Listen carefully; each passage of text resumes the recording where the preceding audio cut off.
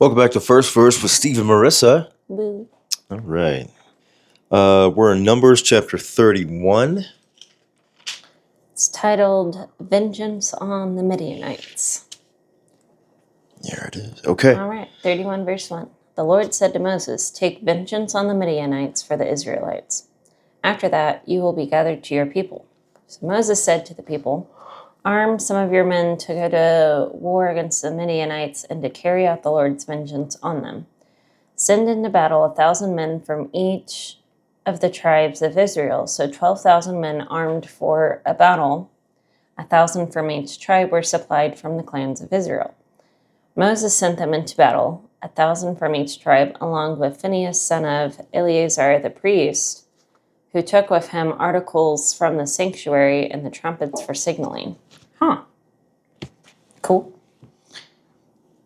They fought against Midian as the Lord commanded Moses, and killed every man. Among their victims were Evi, Rechem, Zur, Hur, and Reba, the 5 kings of Midian. They also killed Balaam, son of Beor, with the sword. The Israelites captured the Midianite women and children and took all the Midianite herds, flocks, and goods as plunder.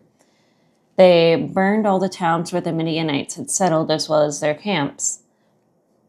They took all the plunder and spoils, including the people and animals, and brought the captives, spoils and plunder, to Moses and Eleazar the priest and the Israelite assembly at their camp on the plains of Moab by the Jordan across from Jericho. Man. So, what drove them to, kill Balaam? I don't know. That is And the question. Why didn't they kill Balak? Because Balak isn't among them. So Balak was of a different kingdom. Balak hired Balaam to curse and then the Israelites. They were Moabites, weren't they? These are... No. So, give me a second. I'm thinking out loud. Okay, so, Moses' father-in-law, Jethro, and his wife, were they from Midian or from Moab? So they are of the tribe of Midian. Oh. Midian. So then, what would his father-in-law, think about all this? Well, he should have stuck around and found out and instead of left at the very beginning. Wait, did we ever read if the father-in-law passed away or not? I would assume he did. So my research has found that there were 2 camps of the Midianites. Oh. There's one camp that, or one branch that left on to be the northernmost tribe, and the one that settled in the south. The one that settled in the south is the one that Moses belonged to. Or maybe it's the other way around. Anyway, there were 2... okay. Just so like all... These are not the Jethro Midianites? No. Okay. All right, cool. That was my main hiccup. Whoa. Hold on. So a prophet of the Lord was with both Midianite camps then, because we had Balaam with this camp, which was in some aspects a false prophet. And then we had a true prophet of God, which was with which was actually brought up in the Midianite camp, or a Midianite camp, for at least 40 years.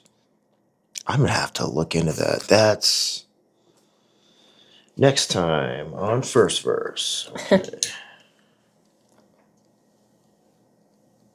And put on there, why would God use Balaam if he's not really of God?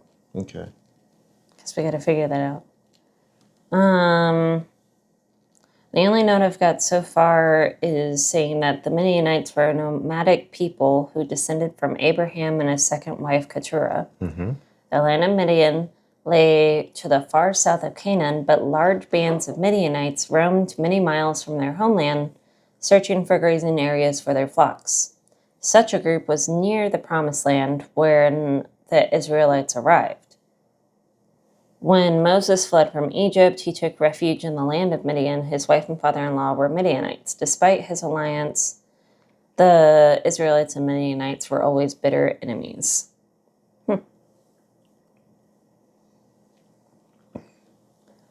Moses, verse 13, Moses, Eleazar the priest, and all the leaders of the community went to meet them outside the camp. Moses was angry with the officers of the army, the commanders of thousands and commanders of hundreds who returned from the battle. Have you allowed all the women to live? He asked them. They were the ones who followed Balaam's advice and were the means of turning the Israelites away from the Lord and what happened at Peor, so that a plague struck the Lord's people. Now kill all the boys and kill every woman who has slept with a man. But save for yourself every girl who has never slept with a man. I don't like the wording of girl. No. That's uncomfortable. I'll just finish out the verses and then we can look at the notes so I can get going.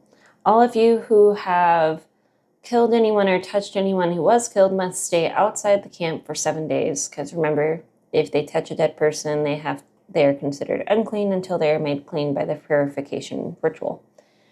On the third and 7th days, you must purify yourselves and your captives. Purify every garment as well as everything made of leather, goat hair, or wood. Then, verse 21, the Eleazar the priest said to the soldiers who had gone into battle, "This is the requirement of the law that the Lord gave Moses. Gold, silver, bronze, iron, tin, lead, and anything else that can withstand fire must be put through the fire, and then it will be clean. But it must also be purified with the water of cleansing. And whatever cannot stand fire must be put through that water. On the 7th day, wash your clothes, and you will be clean. Then you may come into the camp." Dude, I think Moses' crash out is valid. Like, why would you keep the seductive women alive that They're the led reason. everyone into Baal worship? Yeah.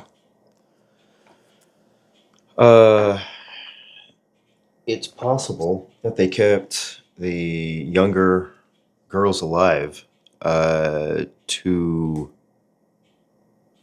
Now I gotta check on translation because I Yeah. remember in 2 Kings it talked about how the boys ganged up on the prophet Elisha as he's coming in to the town, and the translation is really janky at best. Yeah. But the translation for boys was really like anyone anyone between the age of like 19 and 45 or something. I don't know. So But I'll check into it. Yeah. It says, because Midianites were responsible for enticing Israel into Baal worship, God commanded Israel to destroy them. But Israel took women as captives rather than killing them, probably because of the tempting enticements of the Midianite sinful lifestyle. And then later on, when they entered the Promised Land, it was their indifferent attitude to sin that eventually ruined them. Yeah. Balaam's story taken alone would lead us to believe that Balaam was an honest and God-fearing man. Definitely not. No. But here is the first of much biblical evidence that Balaam was not the good man he appeared to be. For more on Balaam, see the notes on chapter 22. Okay, blah, blah, blah. Okay, that's all I got for that part. Did I read 21 yet? I think I did. Yes. You read up to 24. Oh, okay. Cool. I'll let you keep tracking away. Okay.